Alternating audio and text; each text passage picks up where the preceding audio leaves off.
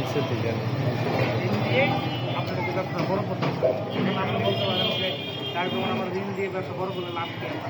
এখান তো কৃষক নাই, ওনার মাঝে বাবার এখন আমরা যদি ব্যবসাটা বড় হয় একটা কর্মচারী রাখবেন না, ওই কর্মচারী বেতন দেবেন না, তার পরিবারটা তাহলে একটা করে দুটা করে তো লোক বাড়তে থাকবে আপনার। পাশাপাশি উনি একটা ফ্যামিলি কার্ড নিয়ে আসেন, এই ফ্যামিলি কার্ডটা বাংলাদেশের 4 কোটি পরিবার করতে পারে। 4 কোটি পরিবারে একজন প্রধানমন্ত্রী থেকে শুরু করে আমি আপনার দিতে পারছি না। এই কার্ডটা হলো একটা ব্যাংক কার্ড, সরকারি ব্যাংকে গেলে এই কার্ডটা দিয়ে আপনি টাকা পাবেন।